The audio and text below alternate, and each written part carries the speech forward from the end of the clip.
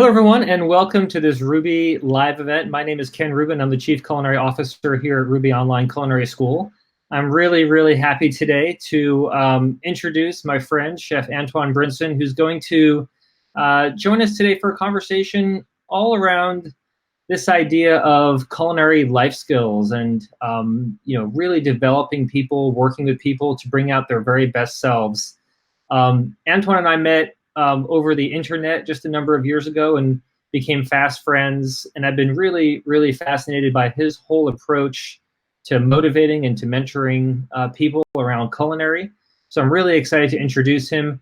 We're going to have today's live event be pretty conversational, a lot of back and forth between us. We do, of course, welcome your questions. So if you do have a question for either one of us or both of us, go ahead and type it into the question moderation box at the top right of where you're viewing this video. Click the black add button. That'll allow us to moderate it before we have a look at it. So without further ado, I just want to get Antwon to give a quick introduction, and then we can get into some conversation and into your questions. Hey Ken, how are you, man? It's really good to see you. It's good to join you on another call. I'm glad that we were able to do this again. I know last time the internet gods did not smile on us. But a little bit about the organization. So Culinary Concepts, we've been around for about 2.5 years now, pushing 3, and my company focuses on teaching life skills through culinary arts. What we found earlier on was that there was a lot of folks out there that wanted to get into the industry, but didn't necessarily have the time, resources, or even like the drive to even want to go to college. So culinary school wasn't even in their future, but they worked in restaurants, some, a year, some 5 years. And, they didn't have any certifications. They didn't really have any type of accreditations to carry them. So what we developed was a fast forward training program that's designed to help you with your cognitive abilities to connect, the skills that your mom and your dad might try to teach you, or you might be trying to teach your kids, and how those skills can be used to better you with a career through hospitality. Awesome. So I'd love maybe, Antwon, if you can share just a bit about your personal background, your personal journey, how you got to where you are now, not just in terms of the food and the cooking piece, but also, I guess, what are those things in your life that have helped shape you as a person in terms of wanting to extend yourself, wanting to help others, wanting to position part of your brand, part of your life's work in this more forward-looking approach where you're evaluating and assessing where people's strengths are and how you can best support them or kind of promote their future. So I just love to hear about maybe some of that background, why you have such a passion for this. Yeah, absolutely, man. I always, always pay a lot of tributes in a lot of the talks that I do to my mom. I was raised by a single parent mom who I was fortunate enough to see walk in her purpose and passion every single day. My mom was a foster parent growing up. She raised well over 250 kids, and she had back problems, and you would never know that she had issues with her back because she was walking in her purpose, and her passion superseded any physical pain that she had. And it wasn't until later on in my career where, when I started really thinking about, what is it that I want to do? I went to CIA, Culinary Institute of America in Hyde Park, New York. I traveled in the Caribbean, traveled around the world, and working in a lot of different facilities and resorts and hotels. I did a 3-year apprenticeship program at the Greenbrier in West Virginia. I accomplished so much as an individual. But, when you get to the level of being an executive chef, what you start to realize, all of those skills are fantastic, but it's really about your team. And it's what you put into them and how you build them that's going to allow you to rise to the next level. And I really embraced that side of leadership as I ascended from being a line cook. And for many years, I was in search of, just trying to find a way to build bridges. And I always thought that I was going to go back to CIA and teach. But the stars aligned for me to be able to create a program and a training school that focuses on building stronger individuals and investing in human capital. And here in Charlottesville, Virginia, where I'm stationed out of, it's created a really big impact in our community. And I would say it not only from a sustainable standpoint, but from an inspirational standpoint, inspiring other folks that maybe want to get in a culinary and they're in a different field to transition and take that leap of faith. So for me, it's just been rewarding to see so many people around me grow. Next thing I want to do, Antwon, is actually just get into some of the questions that we have here. So we have a question here from Jennifer about hiring youth. And she says, when hiring youth, what skills are most important for them to develop? Or as an employer, what do you look for in an employee? I'd love to hear your thoughts on that, Antwon. Oh, that's awesome. I love hiring youth because it's a blank canvas. A lot of times they come in and they don't typically have, bad habits in the kitchen. They have a really like kind of a tunnel focus on their perception of what culinary or what the industry is, which can easily be reshaped by influence. I do a lot of kid programs. We do summer programs with a local organization here called PB&J, and I work with several schools in the area. And the one thing that I found is that a lot of them, their lack of knowledge is a benefit, because it gives you the opportunity as the employer to really make that investment. But it's an investment, and it's investment that they need to understand. They need to understand what this is going to do for them if they actually listen to you and they invest the time in learning the skill set. And on your part, by you making that investment in them, well, I guess you have somebody that they can grow with you. I've seen folks take their dishwashers, and I've done it myself, and grow them all the way into sous chefs and executive chefs. But it requires time. And I think that it definitely requires a common ground of understanding what they want and what your needs are and how to align the two. Awesome response. Yeah, I can hear just from your response the passion that you have for helping individuals who might not get that second look to really make the most of their situation, make the most of their skills that they have, even kind of evaluating what it is in them that's driving them, that kind of point of passion. I always remember when I was just starting to teach culinary and I was confronted with, a huge classroom, 25 or 30 students, very different people. Some are, 18 or 19-year-olds, some are 25 or 30, some are career changers. They all have different things in their own mind of what it means to be successful.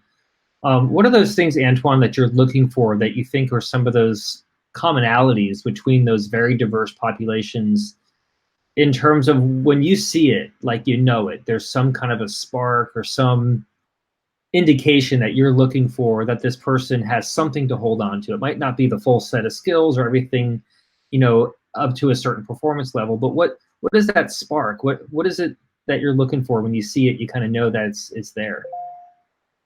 So when I lived in Hawaii, it's a saying that they say you talk story. Talk story is really just taking the time to sit with someone and just have a conversation, like we're doing here, an open conversation. And the things that come out in open conversations are absolutely amazing, and the things you learn from people.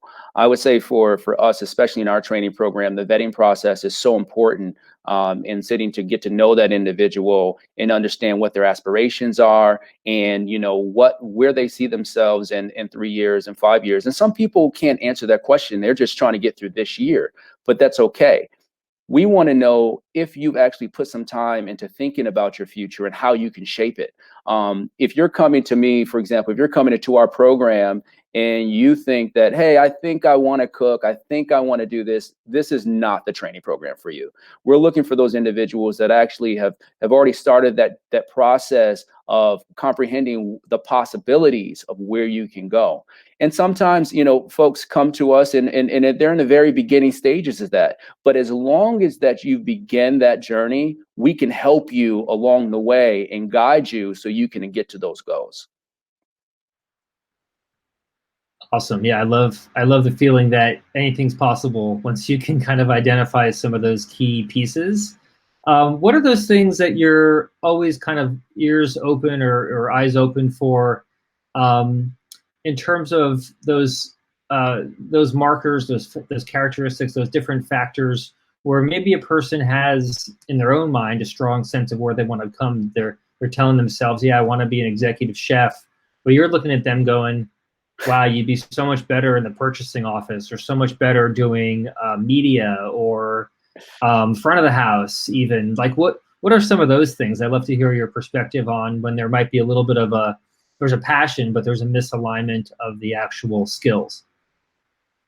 Ken, that's something that I would say I see every single program that we run.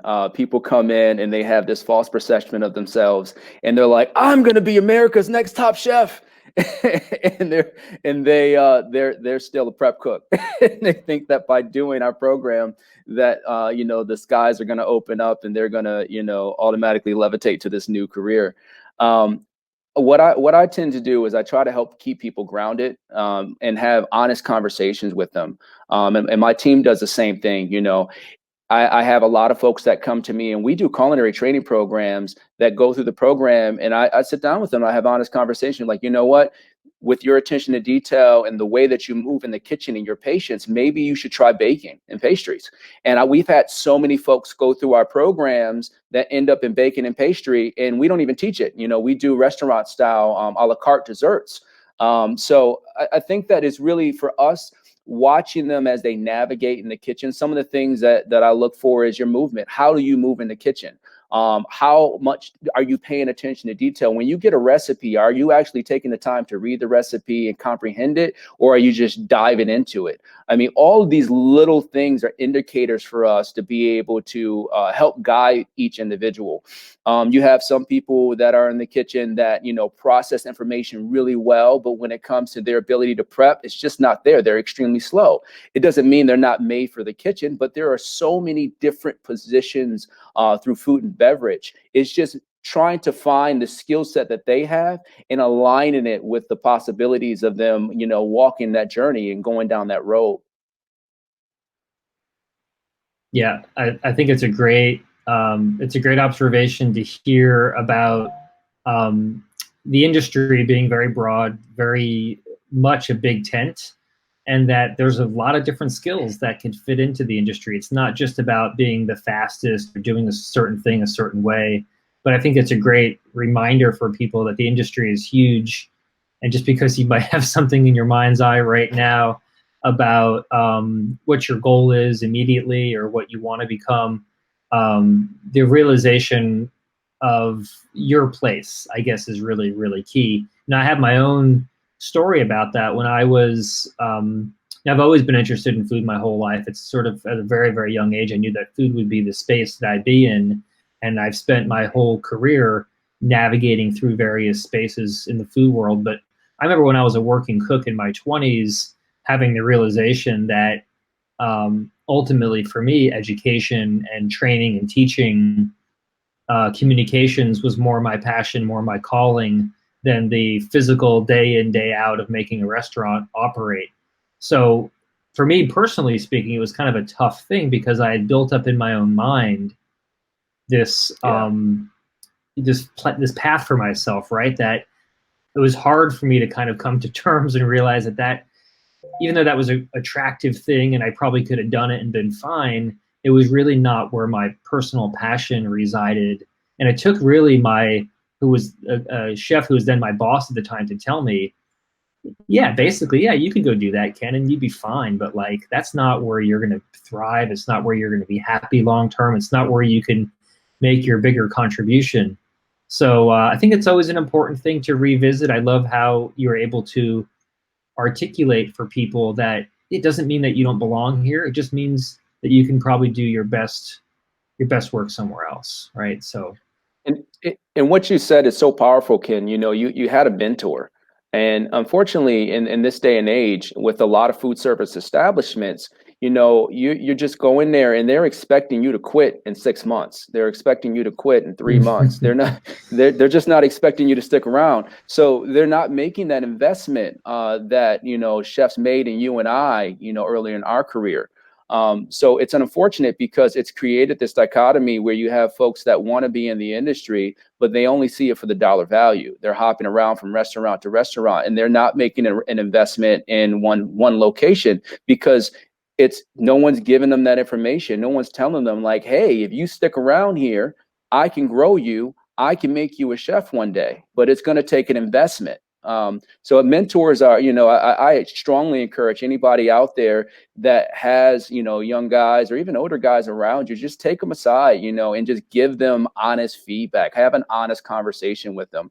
It will help them in the long run.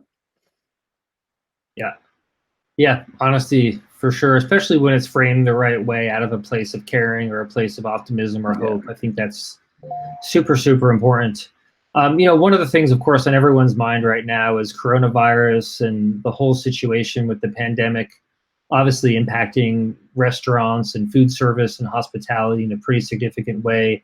We'll obviously also see the after effects, the aftershocks of this for a very long time in terms of supply chain and restaurant closures and the whole thing. I think it's going to be something that we don't even fully recognize yet. But what we do know is that the restaurant industry and the food service industry will be forever impacted by what we've gone through with the pandemic.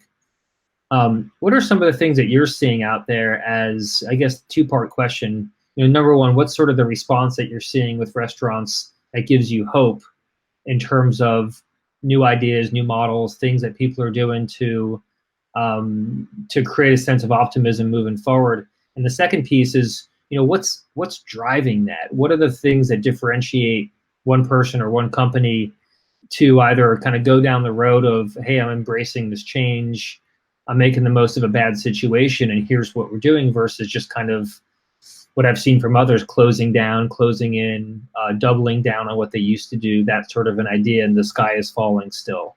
I'd love to hear your perspective on those things. I'm in a lot of conversations around that topic, and it's insane. I would say, food service is one of those things. It's food. It's been there since the beginning of time. It's always going to be there. People need to eat. And one thing about food service operations, especially chefs, not only are they resilient, they're super creative. We live in a reactive state, regardless if it's a table of 10 or 20 that walks in the middle of the night, or a banquet that went up 100 and they forgot to communicate it. Like, chefs are used to pivoting and being resourceful and coming up with creative ideas to execute. So from that perspective, I know the industry will rebound and it will be stronger than ever.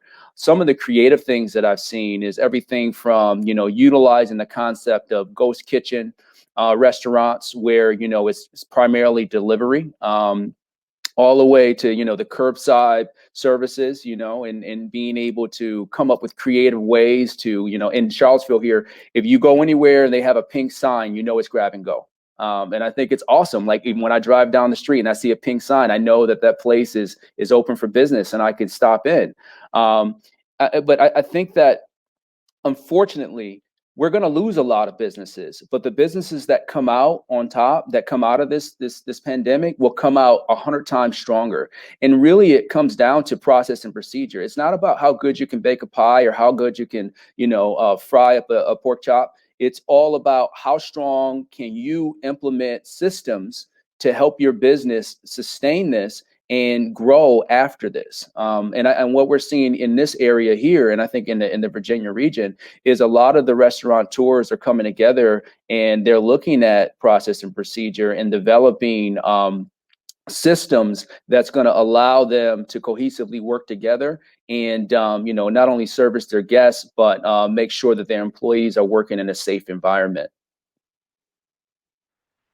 Beautiful. So let's dig into that idea of some of these processes and systems and things that you see as being instrumental. I'd love to just kind of unwind this a bit.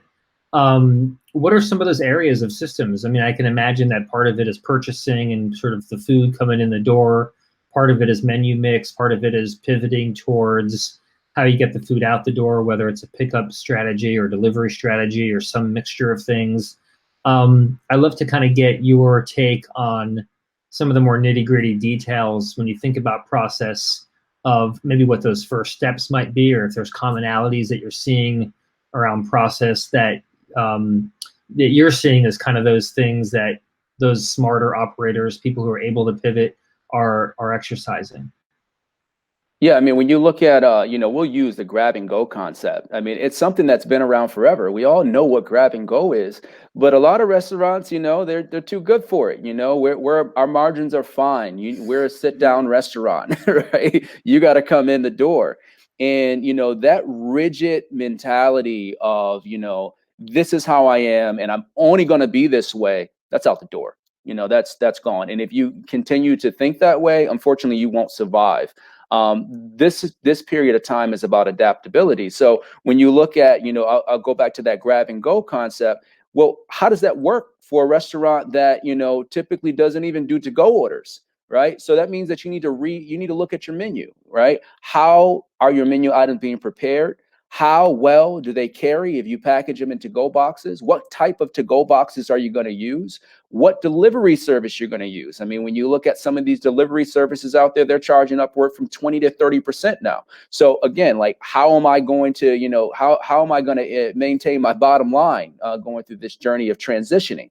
How do you communicate to your customers? How are you using social media as a tool to benefit your company? A lot of times, especially in an area like our community here, folks just know what the popular restaurants are. Well, magazines, nobody's really reading them right now, and social media is in. So how are you leveraging, your connections and communicating to your followers and your guests what the new norm for your establishment is? From an employee standpoint, how do you convince your guys? What process have you put in for your guys to make sure when they come into work that they're working in a safe environment? Surf safe was the past. It's a whole new norm now. That means that we need to have wipe down procedures. You need to have hand washing procedures that are actually followed, because we all know that they're not washing hands every 15 minutes, 20, 30 minutes, right? But wearing the gloves and being consistent with that. People that go outside to smoke and they're interacting with different folks, or even deliveries coming into your kitchen. How are you addressing that? What's the new process for someone coming in that could possibly be a carrier? So I think that these are all little things that restaurants need to think about. And I know in this area, a lot of folks are thinking about and communicating that out from your internal guests and your external guests to make sure that everyone's on the same page. Yeah, it's a great comment. One of the things you said about, kind of the procedures for cleaning, for wiping down, for hand washing, all those things that I think used to be so much behind the curtain. And those were things that guests expected us all to be doing. And a lot of places obviously did them and did them well. A lot of places would do the least minimum, or just whatever they felt like doing, I suppose, and just crossing fingers there wasn't an outbreak. But a lot of those old safety procedures and processes were very much, like, again, kind of behind the scenes. And it was better that, guests didn't know or didn't question those things. It was almost just a given that you're doing everything that you can do, and you're safe and you're clean, and everyone has, sanitation buckets, and everyone's washing their hands and wearing gloves with ready to eat food and all those things. I was having a conversation with a chef friend of mine who is a chef at a big university, a big campus dining facility here in Portland, where I live. And, he's telling me about the things that they're doing, because they've obviously, it's just a few number of people still on campus, but very, very limited campus population right now. But he was telling me about all the things that they're doing now very publicly, very much in the open, almost in this overt way to show people, publicly, physically, with all the light on it, of their hand washing and their wiping down and their sneeze guards and the process for packaging food or for handing food to a plate that someone then takes away. So I've almost seen this reversal of used to want to keep it shrouded, and now everything you can do to publicly pronounce, you know, all these different things, and you can kind of, put the stake in the ground of, hey, we're not just saying we do things safely. We're going to do all these safe things publicly. We're going to have hand washing Yeah. stations that you all can see my chefs washing their hands, sort Yeah. of thing. It's I a mean, whole different from a pivot. from a cleaning standpoint, also, the cleaning supplies that we're using, that's going to change, right? Like, how long is it going to kill COVID on the surface? I was on a call a couple of days ago with a company that has a product that kills COVID-19 for up to 28 days, right? Like, how are the supply companies going to pivot to this new response also and communicate to the food service operators, that, hey, our product is actually going to, help defend this? Because I think that a lot of the times people don't realize this, but some of those sprays that you use in the kitchen, they might only kill it on the surface for 60 seconds, and the second that someone else touches it, the contamination comes back. So it's really taking the time to using the time now to deeper dive into processes like cleaning and how you can have the right product that's going to protect your guests. Yeah, awesome thoughts. Let's pivot the conversation a bit to this idea of menu mix. And, we've talked about the whole carry out, the whole grab and go concept and those sorts of things. I've given a lot of thought to, what does a menu look like 4 months from now or 6 months from now? What are the sorts of things that people are going to feel comfortable ordering, comfortable receiving in their home? Even like the reheating question that I always get about food, it's like, well, I don't feel comfortable ordering a salad, but I feel comfortable ordering the soup because I can just take it out of the container. I can reheat it. I know we have a certain temperature. It'll be safe in that temperature. So what are your thoughts about, like, what a menu looks like? I mean, are salads going to kind of go away, or ready to eat foods that people can't see being prepared going to go away? What does that look or feel like for your perspective? I mean, from my perspective, salads aren't going anywhere, man. I mean, like, you got salad bars all over the country, right? All over the world, and they're super popular. I would say, the restaurants that we're focusing on things like tempura. Forget about it. That doesn't transport well. Anything fried, you're looking at it differently, right? I mean, in the restaurant world, a secret that we use on buffets, we'll put bread down, right? Because the bread soaks up the moisture. I've seen some to-go orders putting paper towels down to soak up some of the moisture, so you maintain your crispiness on anything fried. But really just like looking at your menu items and actually testing it in your to-go containers. How is this going to transport and for how long? Will this stay hot? For some organizations out there, and I think we've all been to a restaurant where you order something to go and they don't do to go, so they just throw it in a box. That's out the window. Presentation is everything. Nowadays, your presentation in your to-go box is just as important as your presentation on your plate. So are you taking the time to think about that, right? People are going to eat with their eyes first. How are you going through your menu to make sure that the items that you have on there transport well, and how do they look when they arrive to your guests? I think these are very important questions that food service operations need to ask themselves. And you asked the question about menu mix, what's going to work? I would say it's trial and error at this stage, man. I think the restaurants that have strong to-go menus, you're solid, right? You're already ahead of the curve. For the restaurants that don't particularly favor to-go orders, I think it's going to be a big learning curve for them to really kind of dive in to see, what type of greens last longer. What can I put in this container that isn't going to die from the steam? How am I garnishing my plates? And does this carry over to transporting? So I think that it's definitely going to be a learning curve for a lot of these organizations, but you have time now. I would highly recommend starting now. Start that journey now before this thing is over. Yeah, that's great. I'm just thinking about some of the more recent takeout experiences I've had with restaurants that I just eat at locally Do here. share. And it's Yeah, well, it's been fascinating because I think some, to your point, have really embraced it and gone through the hard work of testing it, make the food, put it in a box, come back 20 minutes later and say, hey, if would I eat this? If this was transported, for 20 or 30 minutes, would this still be something I want to pay for? And, I just had an experience with a Taiwanese restaurant that I've been eating at for 4 or 5 years, little local place, family owned restaurant. And there's a vegetable soup, a tofu vegetable soup that is like my standing order there. I get it all the time. And it's just a very straightforward soup with like very thick cut handmade noodles and lots of different vegetables and some different garnishes that you want to put on top when it comes to you. So, in the past, I think they were maybe less sophisticated about that and everything just came together.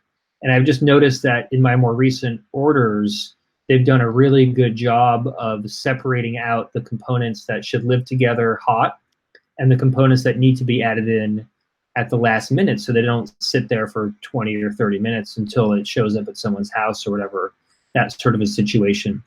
So they didn't just do that, but they also went through, just in the last week or 2 weeks, I would say, a bit of a change around how they communicate to me when I make the order. Yeah. So they'll say things like, be aware it's going to come in a few different packages. You have to assemble it, basically. So changing my expectation that I'm not just getting one container and opening and eating it, that I'm actually going to get a bag with a box, and inside the box are going to be 3 different things. And so that was one example. The other thing is they had a salad on their menu for a long time, and they switched up the greens in the salad, made it a lot more shredded cabbage and kind of heartier type greens. That I just suspect they made the decision because they transported better, and would hold up and look better when you open up the box and go, wow, that doesn't look that good versus still looks vibrant and healthy and all those other things. Right. So those are just two examples there of kind of some modifications or switches I was kind of aware of. Yeah. No, I mean, I think you're nailing it right there, man. I think that when you look at a lot of the Asian restaurants, they've already been doing this. There's a pho restaurant here that I enjoy getting takeout from, and they've been doing it since conception, right? Like you get, like you pointed out, they have everything on the side, right? So they got it locked down, and they don't even need to tell me what I need to go do. But for some of these restaurants where this is a nuance for you, it's all in your communication, right? Because if I order, if I order something from your restaurant every week and then I get it to go and it doesn't look the way that it looked when I ate it in the restaurant, and you didn't communicate that to me, that's going to create a level of disappointment that you don't want your guests to experience. Yeah, you're right. In this day and age, I mean, I think these restaurants are holding on to every single customer that they can. They're, when you call them to make an order, they're like, "Oh my gosh, you're the only customer in the world that matters to me right now." Yeah. Sort of a thing. I've also noticed, and this is just like my own personal experience, but with the carry out that I have been doing in the last, say, 4 to 6 weeks, and again, just local to my own area here. There's a half a dozen restaurants that I love, and I don't want to see them go away, so we're trying to support them. Right. But what I have also noticed is the owners or the lead people are there a lot more. So I think there's a certain attention and a certain closeness right now in the business. So there's a pizza place that we've been going to for a long time, and the owner also owns a few other restaurants. And I'm always so surprised now when I go in to pick up a pizza or a salad from him that he's the one handing it to me, right? It's like, and whereas in the past he might be there, he might be present, but he's not the one doing it. And I feel a sense of pride or some kind of connection there now with that. So interesting. I can tell you this, Ken. One thing, there's a silver lining out of all of this. And, the silver lining from a professional and a personal standpoint, for a lot of folks out there, they're able to spend time with their kids more. Their family, everybody, the kids are out of school, so everybody's in the same house and you're rekindling relationships. I know for me, I've been able to create some sustainable bonds with my boys. I work all the time. This has slowed me down so much that I've got a chance to spend time with them and learn about some of their activities that I didn't even realize they were big on. But it's the same thing from a business perspective, right? The employers that have been out of the picture because their business is running fine and they don't need to be there anymore, they're actually in the businesses again. So they're actually taking the time to see what's happening. They're directly affecting change in their businesses, a much needed change for some of them. So I think that this is, the silver lining under this entire thing is that, people are getting to work with their employers and really get back to the true vision of the establishment and really kind of hear from the owner's mind what the thought process behind some of these things are and reimagine the possibilities of what these businesses could be. Yeah, I love that. That's like motivating me just to think about my own work and kind of how I operate. That's wonderful. Well, this has been really good. I'm going to go ahead and jump into some of the questions that we have here, Antwon, so we can kind of go back and forth Awesome. on some of these. Some I might take, and some I might pass to you. Some maybe we'll both try to address here. But first question coming in from Jay. I'll take a stab at it. Wondering if an online culinary education is sufficiently detailed, interactive with feedback, etc., to be comparable to a live in-person culinary school. Jay, they're much different experiences. I used to run professional chef schools where we did in person. Now, of course, with Rouxbe, we're doing primarily online education. And I would say that, online can accomplish a ton. It can be very interactive, very engaging. We have a team of chefs here that are available to support our students when they're going through our programs. But obviously, nothing beats that immediate feedback, standing next to someone, having a look or a feeling or a conversation in person, or the ability to taste and share in a very particular context. So I just think they're different. I think in this day and age right now, so many people don't have the option of doing an on-ground experience. So online becomes the stand-in. Knowing that with our online programs in particular, you're still cooking, you're still doing, you're still getting feedback, but it's not in the same exact context. So we try to step in and help with costs, help with accessibility, help with scale. People who can't afford a conventional culinary education or might not have the time, or maybe they just want to kind of dip their toe into the water and see if this is the right world for them. So that's my take on it, Jay. I'm wondering, Antwon, if you have any thoughts or commentary on the differences between the online experience and the on-ground experience. Ken, I think you nailed it. One thing that I don't know if anybody was on the call last time. I've been a fan of Ken. I think that's the beautiful thing about our relationship. We've been a fan of each other for a while, and I absolutely love his online program. I've gone through some of his classes on there, and they're absolutely phenomenal. But comparing the online experience to a culinary school is like comparing apples to oranges. They're both fruit, but they're very different. I think that there's a lot of jewels to take away from the online class. Right now, I'm working on taking my life skills program to an online platform. We should have our first trial up by next week.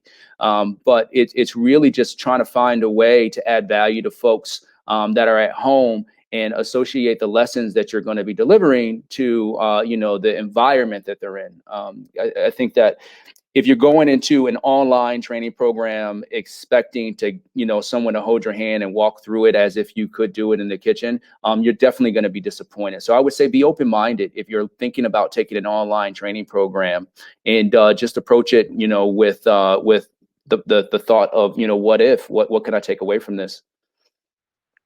Yeah, awesome. Thank you for that. Next question, I'm going to actually read out loud and then just pass right to you. It's hi. Do you have any tips for staying motivated in the kitchen when you have a busy schedule? So, Antwon, you know a little bit about a busy schedule. I know you're up 4 o'clock in the morning most days. How do you stay motivated when you're just very, very busy and you got a lot of different things that you're juggling?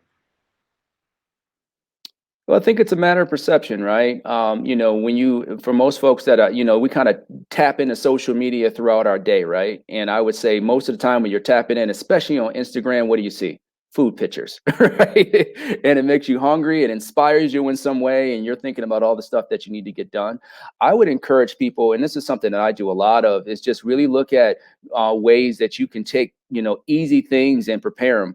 My wife, she is definitely not, an executive chef, but she is so creative, and she has like some dishes that are her go-to, in the morning you get up, you pull your protein out and you say, hey, I'm going to make meatballs today. and you kind of space it out through the day. And kind of, you pull out in the morning, you do your prep in the afternoon, and you get it on at night, where it doesn't take you as much time, especially if you're not as effective and efficient in your movement in the kitchen. Um, Cooking books are good, but not everybody has time to read cooking books. There's a lot of online blogs. There's programs like Rouxbe, putting you out there, Ken, who has some really great tips and tricks in the kitchen that could help you navigate. We offer navigational programs. That's kind of what our company is designed around. So it's really just kind of tapping into some of the resources around you. I think that being in the kitchen for someone that really isn't experienced, it can be a task. But if you really take the time to just understand the process, it can be a lot of fun also. Beautiful. Yeah, I appreciate that. The second question that we have here is kind of a little bit of a piggyback on that.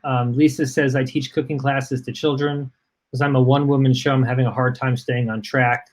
Clients want this, yet I struggle to make a living doing what I'm passionate about, teaching the next generation. Any endurance tips? So not so much the staying motivated question, but how do you keep that sense of energy up? I'd love to get your perspective on that as well, Antwon. Yeah, here's my honest opinion, because I do kid classes here. You're the chef, you write the menu, it's your menu. Period. Right? You're the expert. And it's just important for you to be able to put out classes that are consistent, which allows you to form, the habits and form routines. If you're constantly changing your menu according to what people want, then you're gonna be reinventing the wheel every single time. So I would highly recommend write maybe 3 menus, do your standard menu, have a vegetarian version and a vegan version and maybe a gluten-free version. And just roll with your consistent menus. Maybe write a couple seasonal menus that that will allow you to get comfortable and form the routine.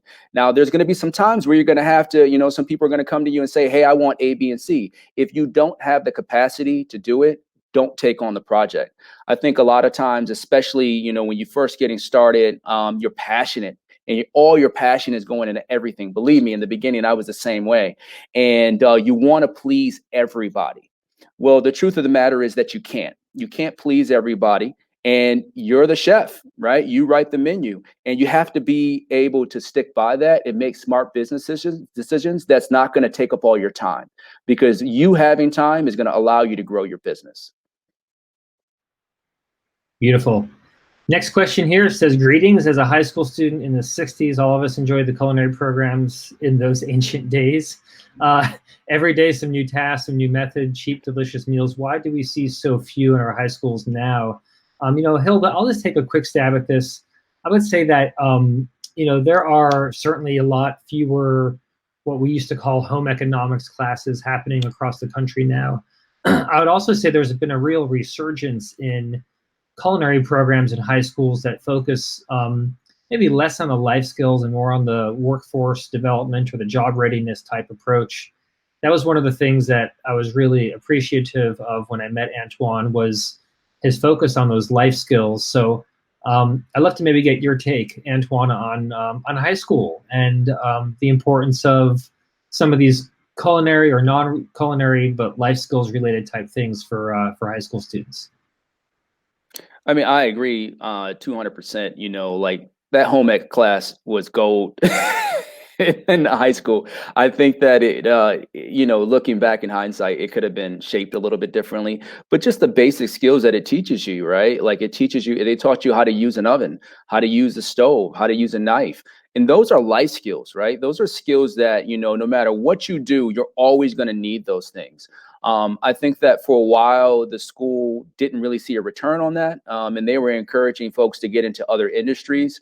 I think what they've seen from statistics is, food and beverage is low hanging fruit, regardless if you're in college or, if you're going to or if you're just graduating high school and you're just looking for something to do. Food and beverage, you typically find your time, find a way to get into it, either as a dishwasher or a server. For some folks, it's management, but most people pass through the industry. So what we're seeing now is, you're starting to see a lot of vocational schools take on the culinary programs. The high schools are passing that off and using the vocational school as a secondary program. And it's not just culinary. You're starting to see a lot of trades come back in the schools because of the value that it adds. I mean, the trade programs is where it's at. And I think a lot of people tend to forget that, being a chef is a trade, right? You can go to school and get your 2-year degree. You can get a 4-year degree. But at the end of the day, to learn to cook is a trade that is extremely valuable for you as a person and extremely valuable for any organization. Well said. I love that approach. The realization, the kind of reminder this is an important trade. That's something that you can never have taken away from you. That you'll build on it forever. I think is really, really key and pretty exciting. I mean, some people hear the word trade and they kind of take a step back, but I think it's a super exciting thing because it's something that is essential and something that when you start to develop the underpinnings for, the foundations for making that work, it's sky's the limit. You can just kind of grow forever. So it's a great perspective on that. Next question we have here, and we're going to go through this just a little bit quickly, just so we can meet our end of the hour time frame here. Question here, or comment from Vanessa. Finally ordered my first box from the Chef's Garden. Beautiful produce. I noticed the beets started to get mold and shrivel a little after a couple of days. Do you suggest putting them in the fridge, or how would you store them? So Vanessa, yeah, I would definitely store those beets from the Chef's Garden in the fridge. They are picked very, very fresh. They're going to come to you just a few days after they're actually pulled from the ground. But 100% because of transit and because of being unsure of what your ambient home temperature would be, I'd absolutely keep those cool. It's going to help ensure a longer shelf life on them. Next question here from Jen. I'd love to hear your thoughts on organizing kitchen life, maintaining Rouxbe practice. It seems easy at first glance, but once you're on the run, easy to get overwhelmed. So Jen, I would say when it comes to Rouxbe, you're in a course, the recommendation that we give is really more than anything, just to show momentum, to show regular engagement, even if it's small number of minutes or tasks per day. So I'm less concerned that you're crushing it and that you're exceeding your goals and that you're doing it super fast, and more that you're engaging in a regular way and just finding regular value from it. I would say that's the number one thing is don't worry about always accelerating. Just maintain a good pace and know that the work that you're doing is making a difference. So that would be my suggestion here. A comment here from Jackie for Antwon. You're doing great things, Chef Brinson. What can we, the industry, do to help lift up your students and others who are entering the industry to ensure success in their careers? Great question, Jackie. I think that I think I know who that is. What's up, Jackie? I think that this new environment has really created an opportunity for strong partnerships. Conversations like this with Ken and I believe that's Jackie with the American Culinary Federation, American Hotel and Lodging, some of the bigger organizations out there, they were going 100, 200 miles an hour, just like the small business owner. And I think that this new environment has slowed everyone down and really forced you to take a look at your industry, take a look at, best practices, who's doing what out there, and forge new relationships. And those new relationships is really what's going to shape the new future of food and beverage. So I would say just have more conversations, see what other people are doing out there, and find ways to build bridges. Beautiful. Cynthia's got a question here. I'm excited to learn the techniques you use to incorporate attitude into healthful living with the right foods. I think that one of the big takeaways from this conversation is that, the way you project and the attitude that you take and the positive attitude in particular is going to be super important for getting through these tough times. Share a bit about attitude and kind of the way that we think and how that impacts what we ultimately do. I'd love to get your take on that. One of the quotes that I use in the kitchen all the time is, the person that said I can and the person that said I can't, they're both right. And I think many of us have heard that quote before. But it defines any situation, right? If you show up to work and you think you're going to have a bad day, well, chances are you're going to have a bad day. So I think it's really psychological in convincing yourself, that today's going to be a good day. And if you see the day as being a good day, even if you walk out the door and step in a puddle of water, it's not going to get in your way. You're like, oh man, that happened, but it's all good, And I think that, just being able to condition your mind to think differently, it allows you to act differently and it allows you to interact with people differently and have different conversations. One thing that I do every morning when I wake up, I do, the 5 gratitude. I say I tell myself, I find 5 things to be thankful for every single day. That's before I get out of bed. Every single day I do that.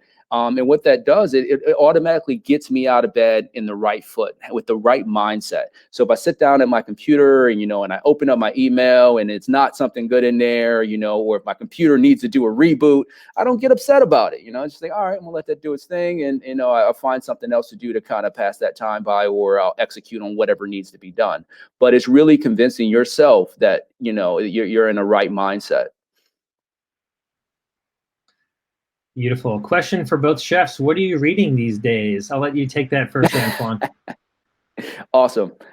So, I'm half Ethiopian and I've been cooking a lot of Ethiopian food. And it's a book that I found. It's not a new book. It's an older book. It's called Tef Love. And it's actually a vegan book.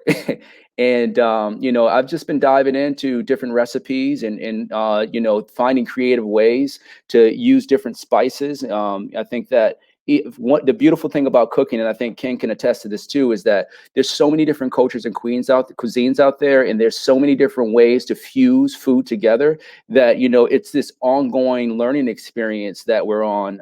And I think that when I pick up a new book like Tef Love, it inspires the heck out of me to want to use some of the vegetables coming out of the ground right now to create some awesome new dishes.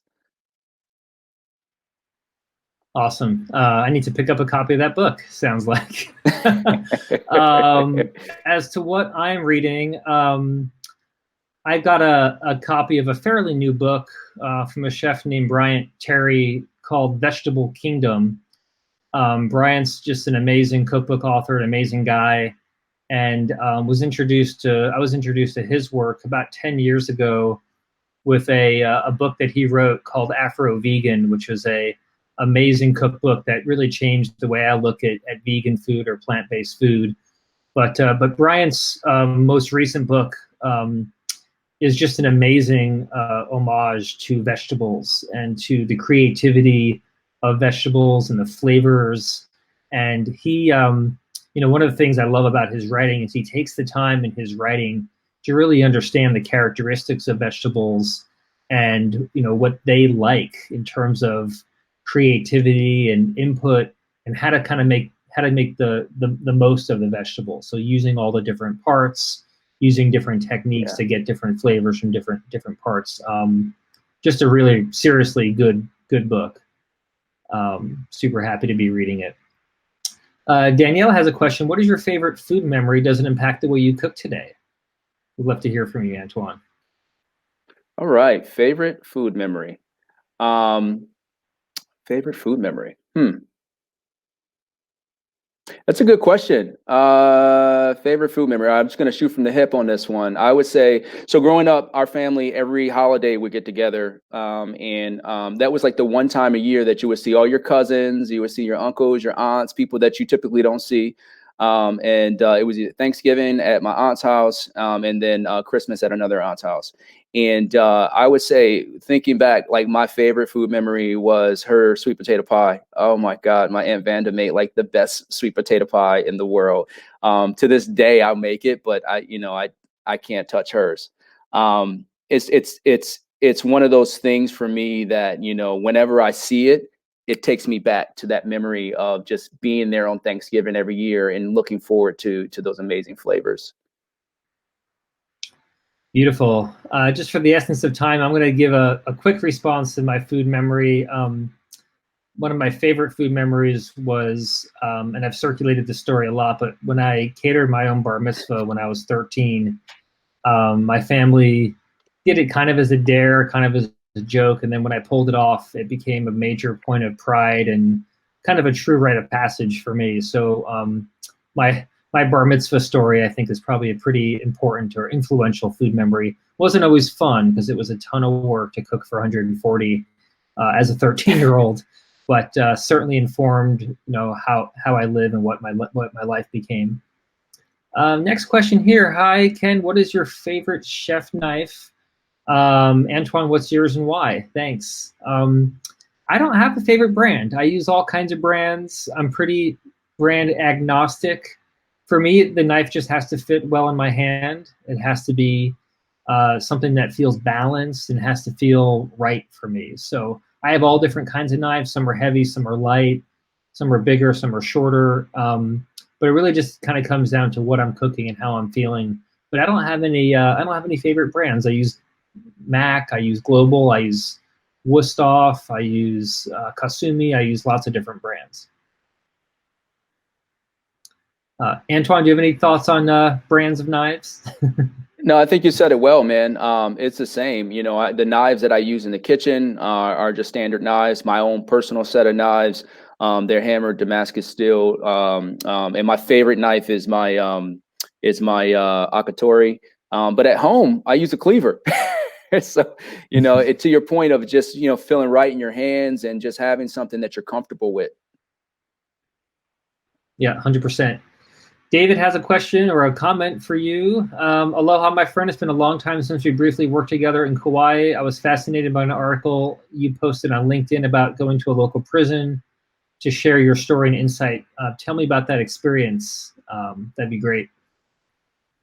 Yeah, I would say one of the highlights of being an entrepreneur is doing a program in the local jail here. I was able to, working with the city of Charlottesville, we were able to put together a program where we went into the jail and we worked with women and taught the life skills training program in there. We also did a pop-up restaurant in the prison. And it was one of the most impactful moments for me in my journey, and it's something that I'm looking to do more with the jail, to be able to help those individuals find a pathway, and when they get out, connect them to work opportunities. It was, for me, it was beautiful, and it's funny because one of the students stopped by here 2 weeks ago, just to say hello and tell me that she's doing okay. So I would highly recommend in your areas, if you have a local jail, take a look at what programs they have there, and if you have a skill set that you can provide to them, help them out. This is gonna help, tax dollars is gonna help align people with the career path. That's beautiful. Important work there. Elizabeth has a question. We're looking for a chef for a small lakeside restaurant that only has one cook. Where do you look? Very hard to find people in my area. So Antwon, I know that when you made your move and you were, kind of rebuilding, you had your own approach to finding and sourcing talent. What can you share with Elizabeth here about finding a cook in a small town? I would say, the beautiful thing about being in a small town, Charlottesville is a pretty small community here also, is that there's always people around you that love to cook. It's all in perceived value of the position, and it's all in how you communicate what that position is. Chances are you have someone in your community that has been wanting to get into food and beverage, or, they're already in it and they're looking to make a transition. So it's just, how do you speak to that individual? And I think that once you start to understand the type of person that you're looking for, it'll help you craft the words to be able to attract the right person for the job. I would say, it's all in your training too. You might get someone in that's extremely green, have strong training procedures to invest in that individual and build them up. That's going to create, a longer lasting relationship. And hell, it might be your chef for the next, couple years. Yeah, you never know when you give them the opportunity and you position it a certain way. I totally agree. That's it. Great comment there. Next question that we have here, and again, we're going to go through fairly quickly just to meet the end of the hour here, but what inspires you in teaching people culinary skills? What motivates professional chefs in education? Antwon, I'll let you take that one. I love watching people grow. From early in my career, of training, J1s and interns. I just love being able to be a part of other people's journey and investing in them, and to be able to see them grow into something amazing and see them use that foundation to invest in other people. For me, that's the most rewarding thing that I get out of it. I built a company around investing in people. I think that human capital is always going to be your most valuable asset. And I'm trying to help other companies and individuals recognize that, because I feel like if you do that, it's going to, one, create a way better work environment, but two, I think it's going to create stronger people, stronger individuals. Yeah, I couldn't agree more. I think that the idea of investing in people and having those people really surprise you, they come out on top and they come out in a way that makes you feel so proud and inside that you didn't just give a person, some skills to go do a thing. You gave them skills so they can let the rest of their life evolve and grow on their own terms. And that to me is one of the most satisfying things about teaching is watching someone develop the capacity to really better themselves Yeah.